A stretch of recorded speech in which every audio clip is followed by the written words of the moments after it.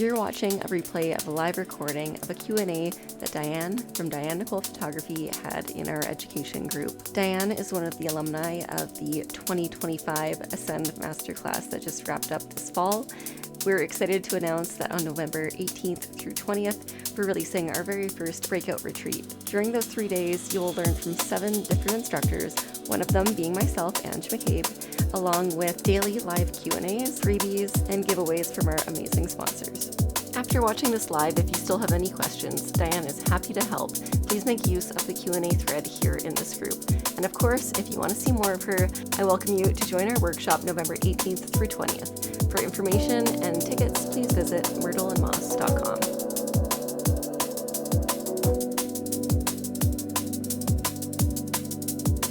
Awesome. Okay, I think we're officially live. I am doing a takeover for Ange McCabe's Facebook group, Stay Inspired.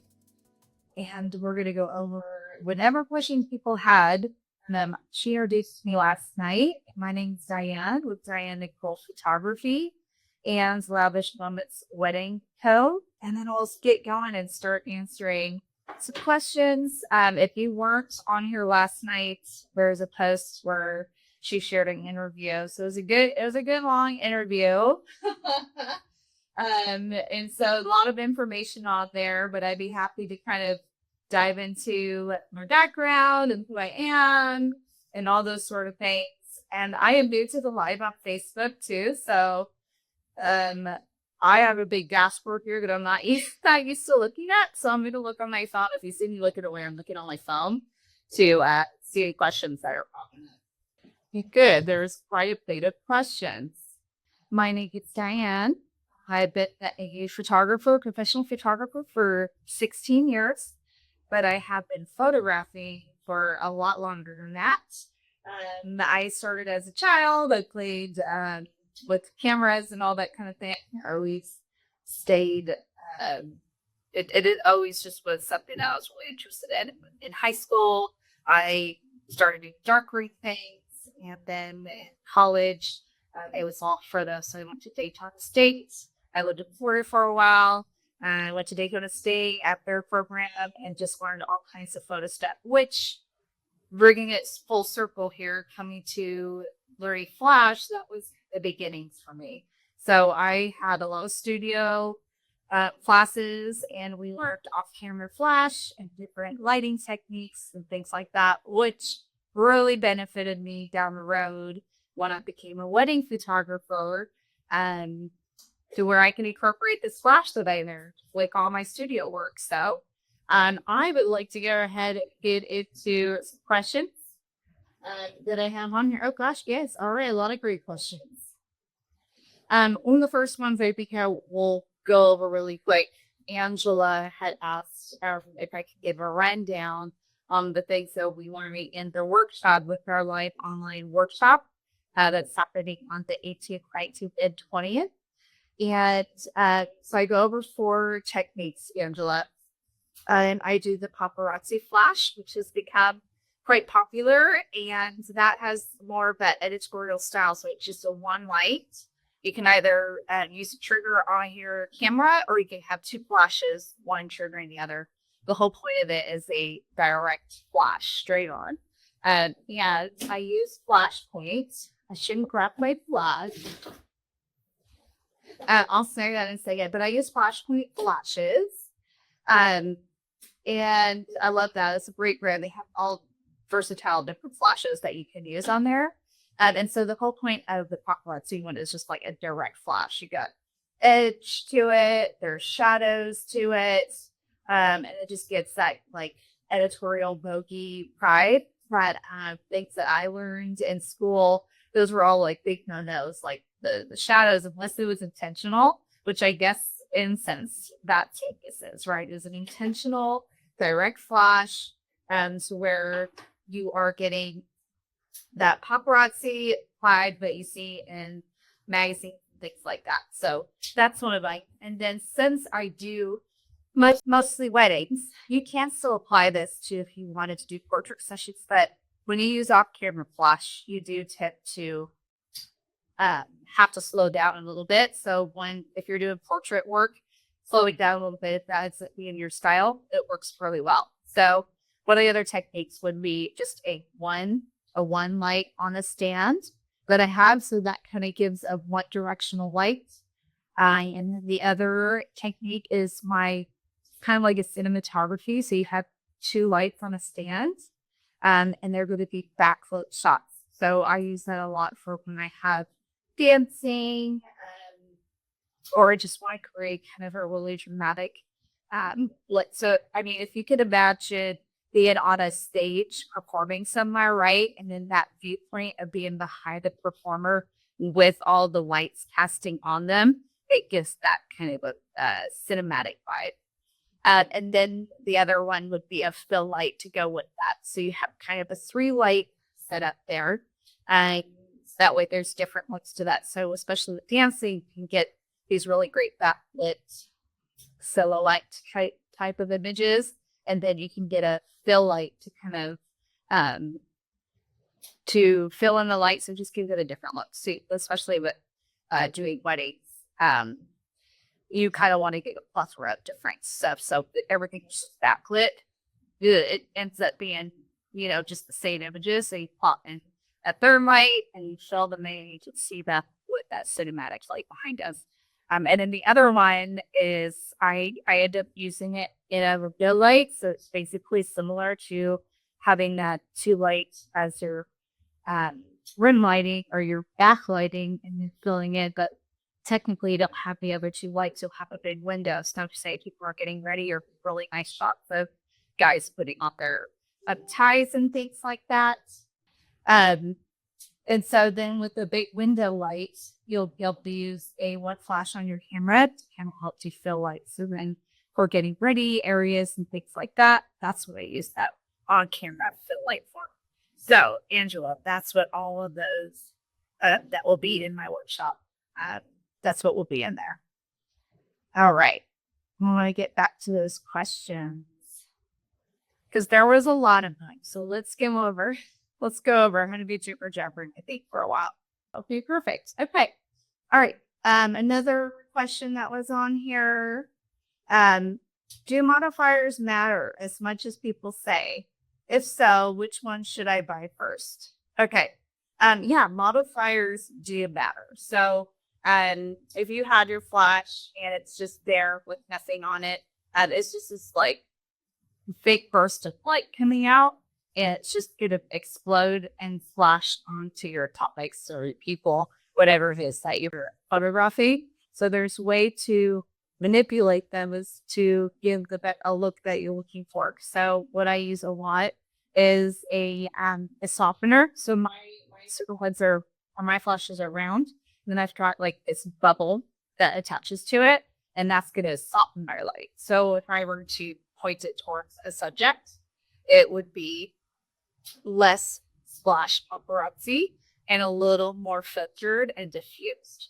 And then the other ones that I like to use are grids. Grids will actually, so they have like a grid, and then they'll actually kind of hone in your light. So I like those for dance shots when people are dancing. And then I want to do different techniques where I have drag to shutter and things like that. I can hit it and you'll always see the light kind of splash in one subject, and everything else will just be either ambient light, but it kind of gives this direct flash. And then there's all different modifiers. So if you had studio lights, so you just didn't have your off-camera flash, but you had more off-camera light, you can get big giant soft boxes. All those do is they end up manipulating your light to diffuse them and things like that. So there is a lot of options, and there are kinds of things that people use to modify their light depending on what it is they're trying to achieve. And for me, for instance, with weddings, I use basically my grid and my bubble light.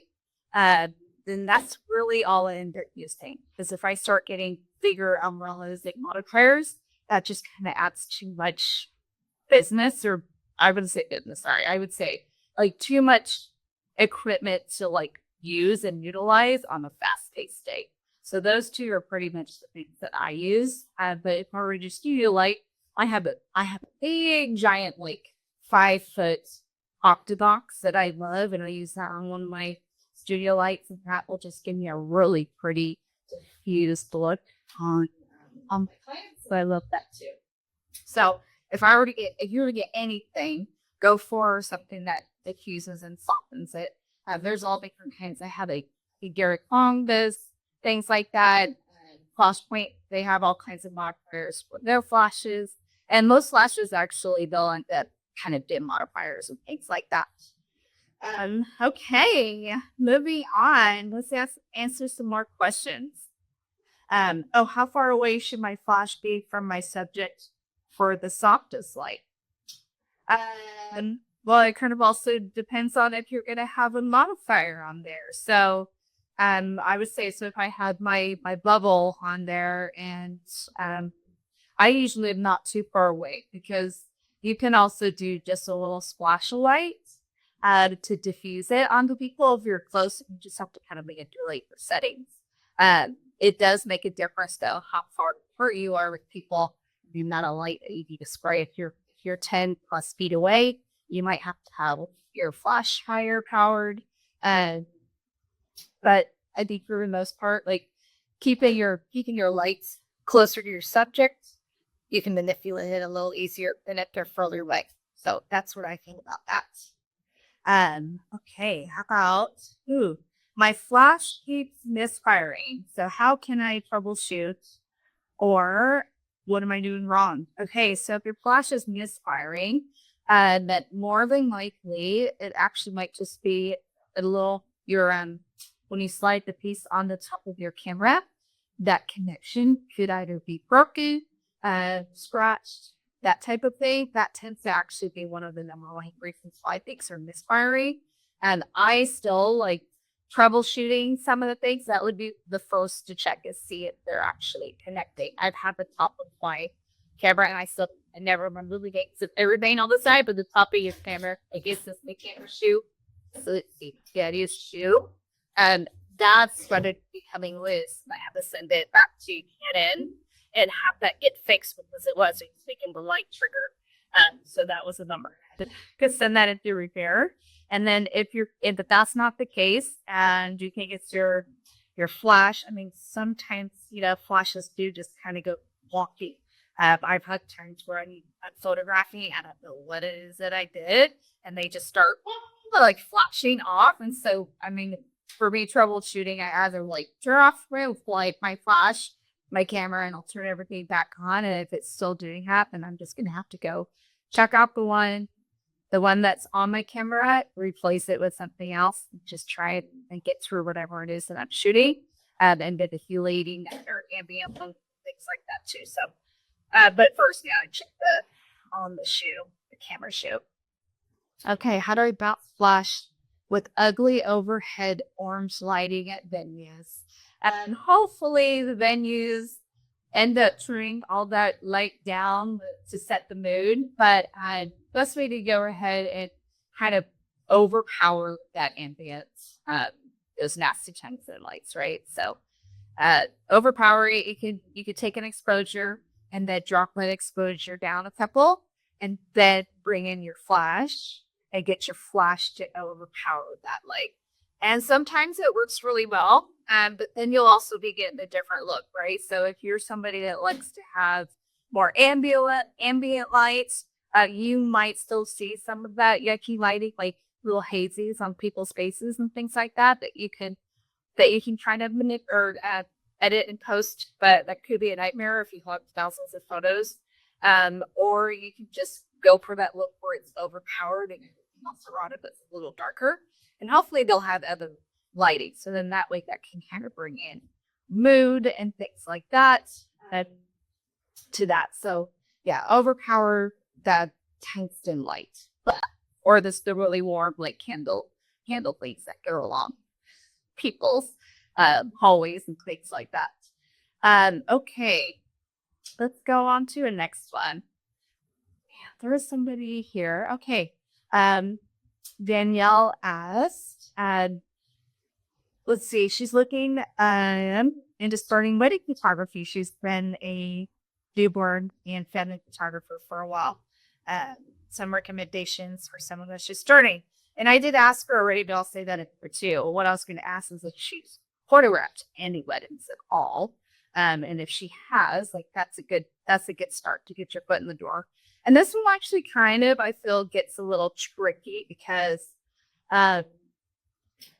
if I would say, see if you can go assist, see if you find a wedding photographer that you can go assist, and not just ask for seconds. And I say that because a lot of times when people come to me and they're asking to be a second, I haven't shown any weddings really quite yet. I'm at a level where I can't just bring them under my wing and start teaching them things like that. And I'm depending on them, right, on a wedding day. And so I turned a lot of people away because their portfolio hasn't really gone up to the caliber that I want it to be, even with my seconds. So, and then that gets frustrating, right? Where you start? You got to start somewhere. And I did too. And I actually don't think, when I look back, I catered right for a long time, but I did a wedding with somebody.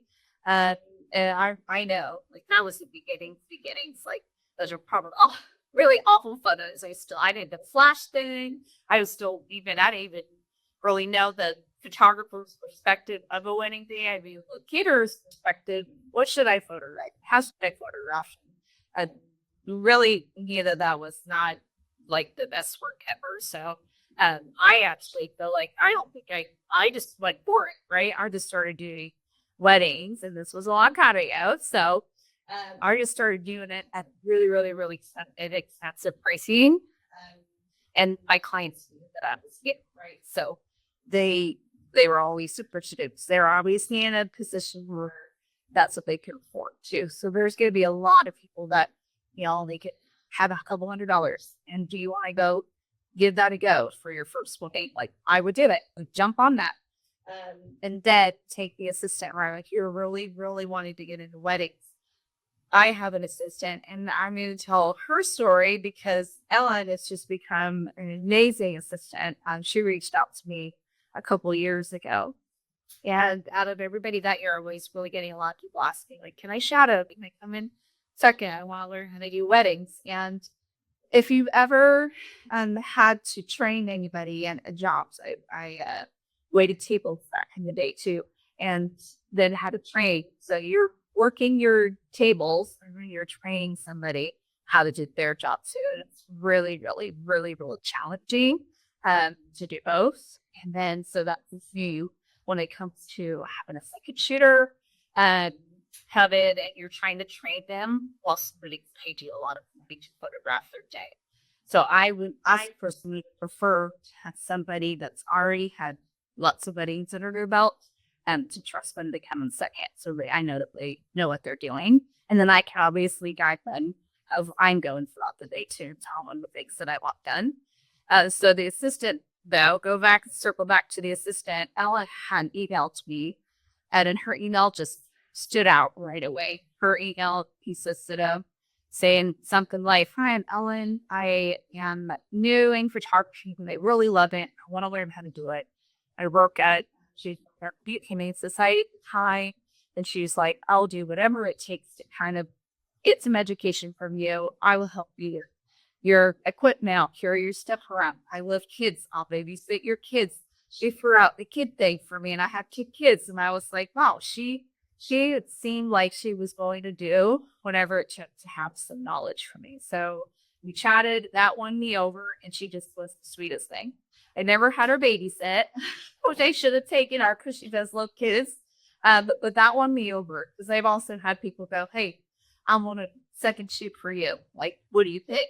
But does not make me want to hire somebody. So it is a mutual relationship where I need to make sure that I trust you on my days that I go to these really nice weddings that will pay me a lot to do, and I can trust you to be there with me and like be related to my brain, right?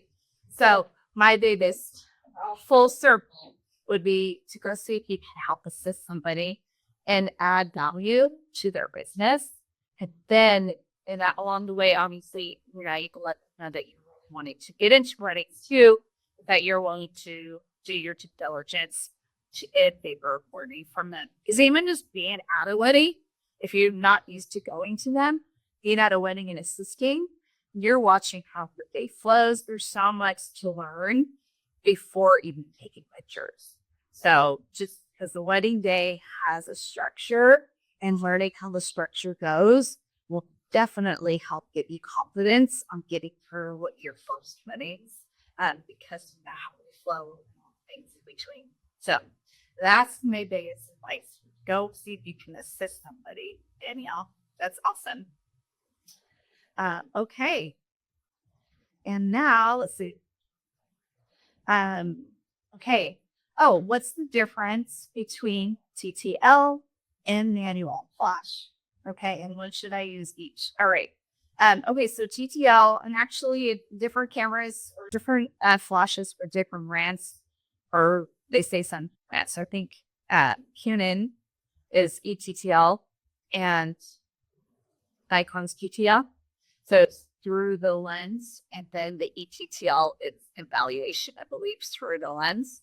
So the flash is trying to figure out, it's evaluating through your lens how much light it should put out.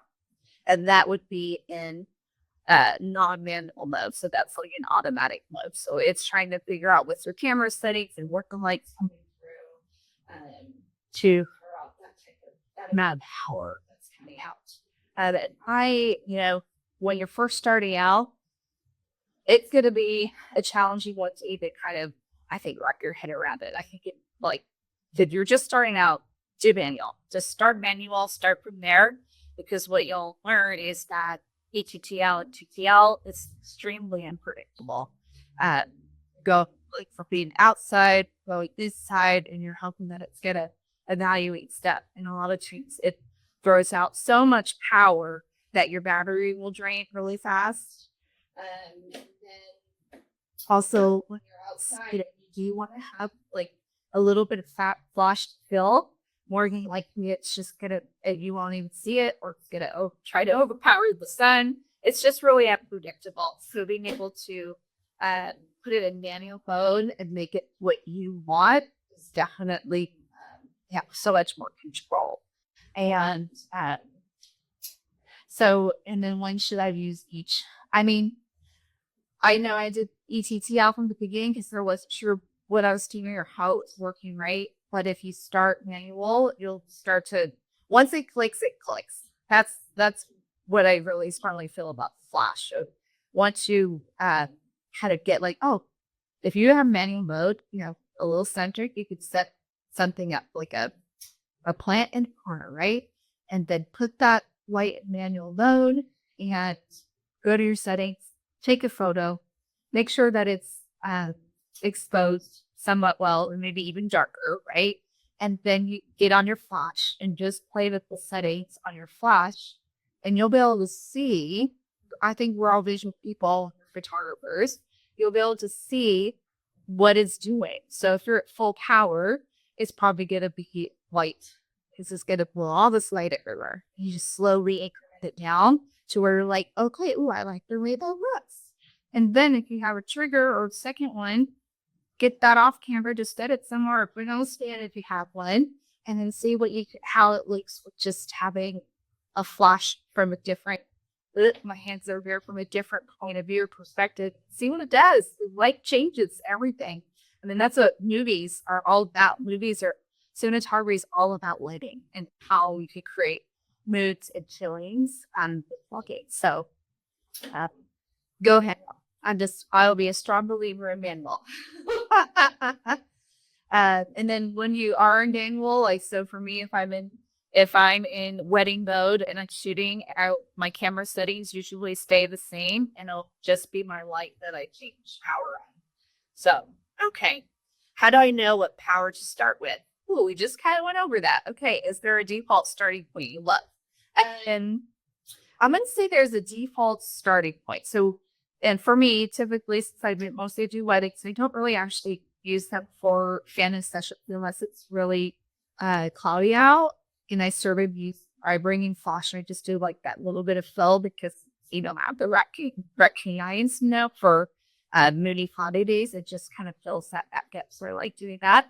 But for weddings, I typically only start bringing it out if for some reason ceremony sites like are much you're always at wonky during the day, and if we've got shadow or shade on the groom and bright sun on the bride, and I will use my flash to try to bounce them into that shadowed area so that in post I can bring out shadows and bring out those highlights and counterbalance that. And that does take complicated, but or if you're at a beach, right? If you're at beach hunting, it's super bright, you can actually bring exposure hat on your camera and then you use your pop of flash to kind of like counterbalance all the wonky bright light. Yeah. So, but okay, so for weddings though, typically if I had a beautiful day out, I didn't have to use it during the day. It really starts coming out where people are eating and starting to do speeches and dancing. So I bring that out and I'm already probably somewhat close in my setting. So let's say I'm indoors. We do have ambient lights, but no like direction and things like that. So I have speeches. I will photograph what's there. Photograph your ambient lights where you have a little bit in there so you can see it, see people a little bit, or the lights or the tables. And then I'll put lights on a stand. I'll kind of face them towards the couple, and then whoever is going to be doing the toast. And hopefully a lot of times they'll kind of come up to where the couple is. So then that like, but sometimes people stand where they are, and that's what I'll have that one camera with the flash on it. And then I usually have one camera with just a trigger triggering those stands or lights on the stands. So, or like that. Okay. So then what I'll do is I'll take that exposure and then I turn my flash on, and it's usually, I'm usually never at full power. And that's one of the biggest things that's awesome about going manual is that when it's an ETTL or TTL, when you use outlet, it will shoot full power and your battery will drain really quick. So my batteries never drain, and I use them a lot in the AV times. And all right, so anyways, going back, you're gonna take your a shot of where you are, and then you'll bring in that light, and it'll just kind of play with where it's at. Now we started at kind of a 64th of a power.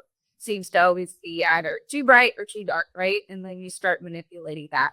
And after a few shots to get where you're like, ooh, I like it. You know what? All right, we're going to stay with that. And then I just keep the lights where they are and I move around a bunch. And sometimes I'll end up finding these sweet spots where I'm loving how it looks. So I'll stay in this section for a little bit longer. And then just move around to where I need to go. So if people weren't during toast, that they weren't next to the couple, I'll probably get one next to them too. Or I'll just use that one that's on my camera, fill them in. And that always looks really cool. So that's how we go with that. Let's see. Okay. ISO, shutter speed, and aperture each affect flash light versus ambient light. Oh, how does it? How does ISO, shutter speed, and aperture each affect flash light versus ambient light? Making my brain work, you guys. Okay. Yeah, I mean, we can go to the fundamentals, right? So I'll bring people back down that are still learning their settings. You know, your ISO is your ambient light. That's going to control for your camera how much of that you want your camera to be sensitive to.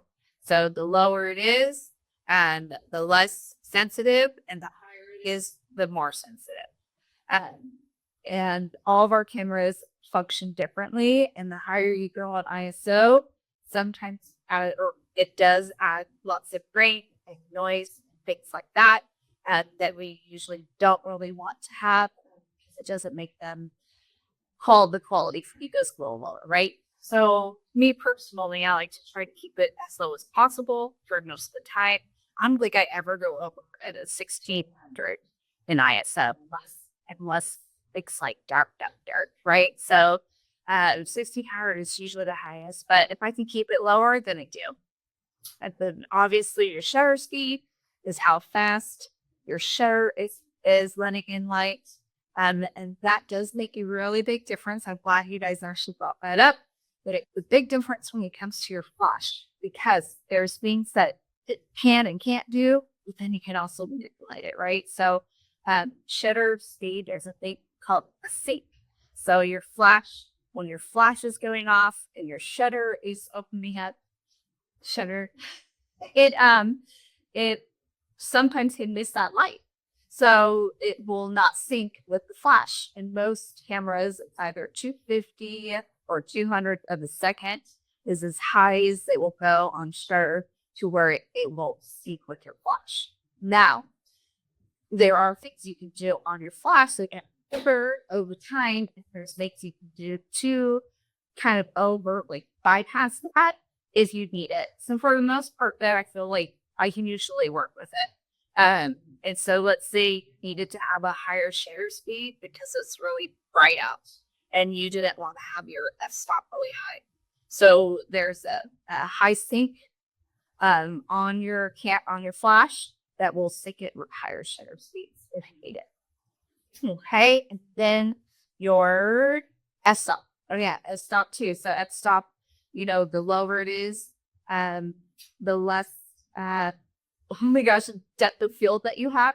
So if you're at, 2.8, it's going to be a little more blurry behind your subject and in front of it. And if you're up and up wide, like a 16, you're going to see a lot more in focus. Okay, so all of that does reflect each other when using flash. I typically still always shoot between 2.8 and 5.6 for most of my work.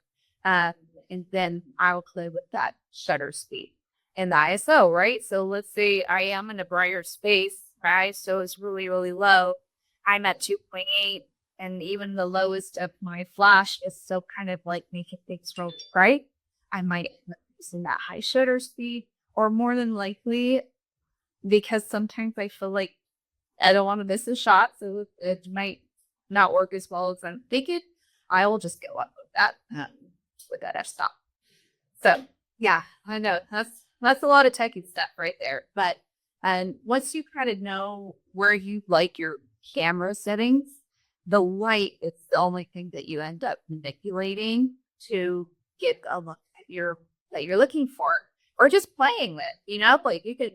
And when I first started doing that studio stuff in college, I had no idea that that's how people got those looks, like cool music videos. People will sit in a chair and I got this like red lighting on them. And I just was like, this is amazing. It's like magic. Let's bring it back to Denver and stuff. So manipulating light is really, really fun. And just learning light in general, and not just with flash, but just understanding how light works, right? We'll go into this because I'm just going to go on my tangent. But when I was at school, some of the things that I really, really loved learning that I think became a huge part of being able to see light well was understanding past artists. Okay, like Renaissance times, when they painted, the way they painted and used light in their paintings are the way that our eyes see beauty. And I don't know what it is in our brain because I'm not a doctor or brain person, but we all do see beauty in very simple ways. So I'm going to bring up Rembrandt lighting.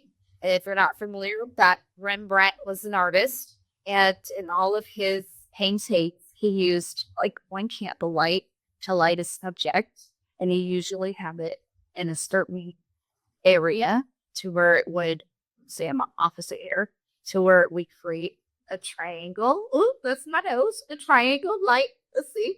Doing it backwards. Triangle. There it is. So it would create this light on this side.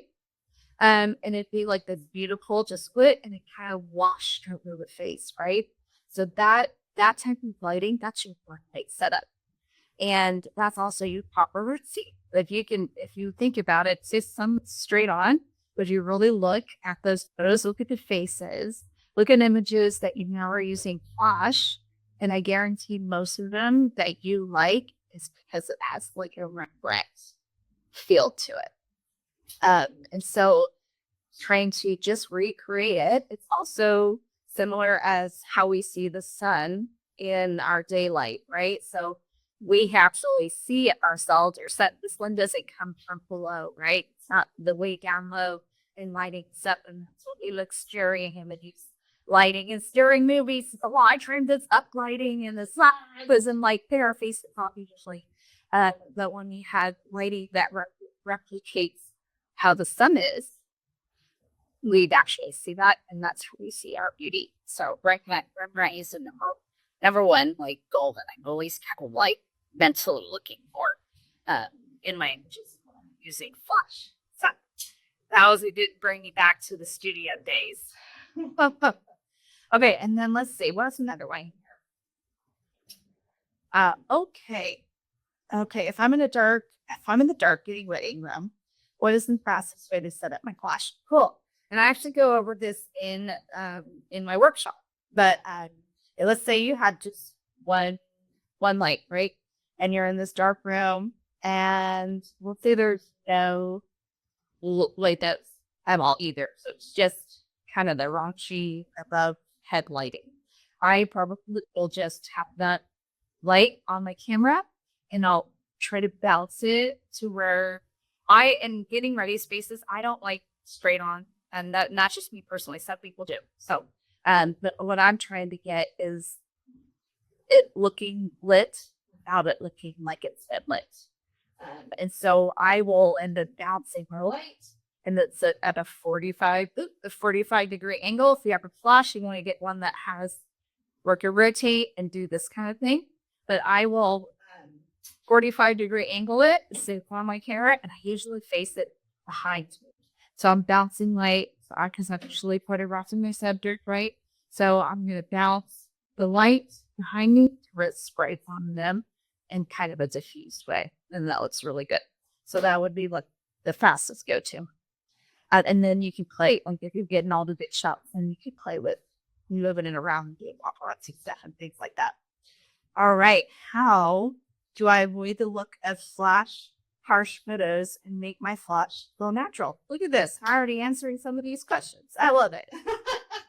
That's where I learned. So in school, because all the paparazzi like can't come back with Vogue stuff, I think it's really fun. But I learned all that as a big no. Like they were like, nope. Shadows. Shadows want things to look like it wasn't lit by camera flash. Natural, even though it is. But yeah, anyways, we could go on a tangent about that way. So I photograph both. I'm trying to incorporate it all, right? But my go-to is to make things look really elegant and soft and pretty, because a lot of us ladies love that. Sometimes a little bit too, but for the most part, you get like harsh lighting with guys, soft lighting with brides, and yeah, they want that. So, so to avoid doing that, for the most part, you're going to create a lot of ambient, and then you're only going to use your flash to kind of fill in. I talked a little bit earlier about when I had lights on stands, which actually I think this is another question, and for when speeches happen. So those I tend to put my stands up facing their faces. If they're in a tent or had a low ceiling, I'll do that same thing where I was just talking about it. I'll bounce it. So then that way it's more of a diffuse spread of light rather than a harsh light on them. But if that's not the case, if I'm outdoors or the stands are really high, I'll place it towards them about that diffuser on and just kind of play before that ambient light is. I do like to incorporate a lot of that and just pop a kiss of that flash, or maybe make it a little dramatic. Kind of depends on what the vibe is, right? And that's what's so great about this is like everyone has their own style. So some people might like the more flashy stuff. Some people might just like a little bit of kiss for a little bit in retreat. A little bit of kiss for a little bit in retreat. So, yeah, so that's what I would do. Just try to diffuse it as much as possible. My biggest struggle with takeaway, which I know I mentioned in my interview, Jerry Jail, I saw him in WTPI several years ago, and he was saying, if you have just say you have one flash on you, and it's on your camera, wherever it knows of the person that you're photographing is facing, that will be the way that you face your flash. That makes sense. And I'll see if I can do it because this is backwards, right? So let's say my nose is this way. And let's say I'm photographing here, like in front of me. I'm going to face my light to go the same way as my nose. So that's to whatever angle. So let's say I'm the client and the subject. I'm looking this way, and then photographer's over here. I'm going to bounce that light off a wall or whatever I had this way so that it splashes back onto my face. So a lot of times I am up here doing this, like I'm moving my head around because they're in your face, right? So as much as I can, I'll just keep and doing that. So yeah, just trying to shape their face because that looks so pretty. They have all this look straight on and have flash bouncing off the wall in front of me.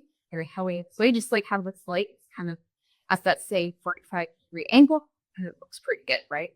Okay. So I went over flashes for speeches. Let's see if there's anything else on here.